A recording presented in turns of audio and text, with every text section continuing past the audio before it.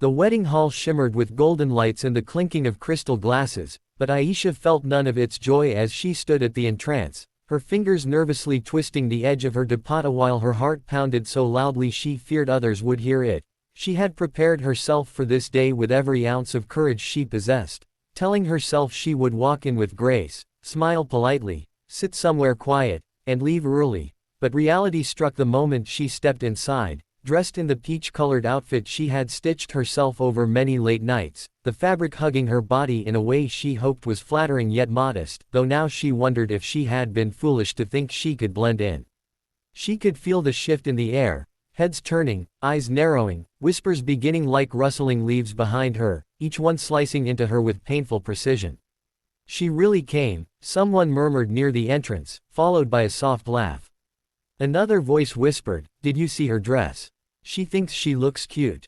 Aisha swallowed hard, forcing her feet to move, though every step felt like lifting stones chained to her ankles.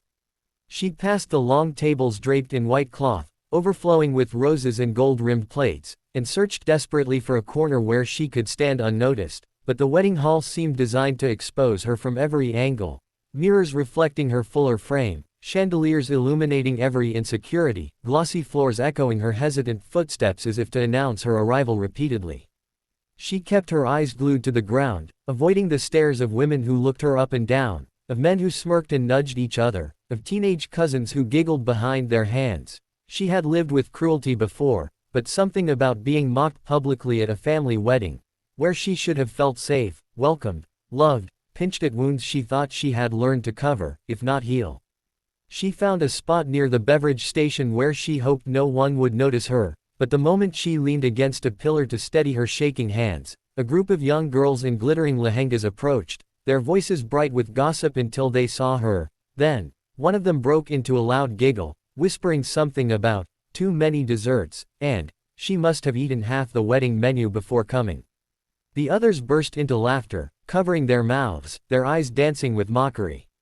Aisha felt heat rise in her cheeks, embarrassment burning through her like fever, but she tried to smile and look away, pretending she didn't hear, pretending it didn't matter, pretending she was stronger than this, but pretending had always been her quiet survival mechanism, not a cure. The girls walked past her, still giggling, and she tried to breathe past the tightness in her throat. She reminded herself she had promised her late mother she would try to live boldly, not hide away from people, not shrink herself out of shame, not let their words define her. But today, of all days, that promise felt like a cruel test she hadn't studied for. The music shifted into a lively dole beat as the bride's cousins danced into the hall, and people cheered, clapped, filmed, and swayed with excitement. Aisha lowered her gaze as she moved aside, trying not to block the view. In her nervous distraction, her foot slipped slightly on the glossy marble floor. She corrected herself quickly, but a young man nearby snorted with laughter. "Careful," he called out, loud enough for others to hear. "The hall can't handle that weight." More laughter followed, sharp, echoing, cruel. Aisha froze, her heart dropping into her stomach. She tried to swallow the pain, tried to focus on the music, but humiliation flooded her eyes with tears she fought to control. Her vision blurred. She turned, intending to leave, to flee the hall, hide in her car, cry where no one could see her, but that was when she felt it, a small, gentle tug on the back of her dress. She stiffened, turning slowly, fearing it was another child come to mock her. But instead, she saw the round, curious eyes of a little girl with two messy ponytails and a pink frock slightly crooked on one side, holding a crushed flower crown in her tiny fingers. "Auntie," the child asked softly, her voice carrying a sweet innocence that pierced through the storm inside Aisha, "why are you sad? You look like a princess."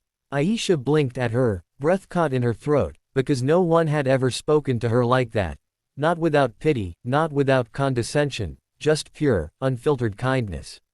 Before she could respond, the little girl reached up and offered the flower crown to her as if it were the simplest, most natural thing in the world. "This fell," she said shyly. "But you can have it. You're pretty like my mama in photos." Aisha couldn't stop the tear that slipped down her cheek. It wasn't from hurt this time, but from the shock of unexpected tenderness. The hall around her had gone strangely quiet. Some relatives turned to look, others whispered among themselves, sensing a shift in the air.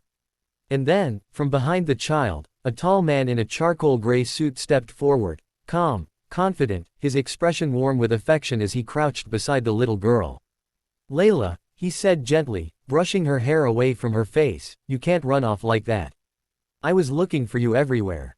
His eyes lifted and met Aisha's, and she felt something inside her still, like the world paused for a breath. His gaze held no judgment, no amusement, no disgust. Just sincerity. Just warmth. Just a steady, grounding presence. "I hope she didn't bother you," he said with a soft, apologetic smile. "She just has a habit of wandering toward the kindest person in the room." Aisha opened her mouth, then closed it, overwhelmed by the contrast between his gentle words and the cruelty she'd endured moments earlier. She wiped her cheek discreetly, but the man seemed to notice without reacting, giving her privacy within his respect. "I'm Rayan," he said quietly as he rose to his full height, his daughter now holding onto his hand. "And this is Layla. I think she just made a new friend." Aisha glanced at the little girl clinging to her dupatta now, smiling brightly, then at the man whose steady gaze felt like a shelter she hadn't realized she needed. She felt something tremble inside her, something like hope, something like recognition, something like the first glimmer of being seen beyond her body, beyond the judgment, beyond the shame. It was a moment she couldn't fully understand yet, but she knew one thing: for the first time that night, she wasn't invisible, and she wasn't alone.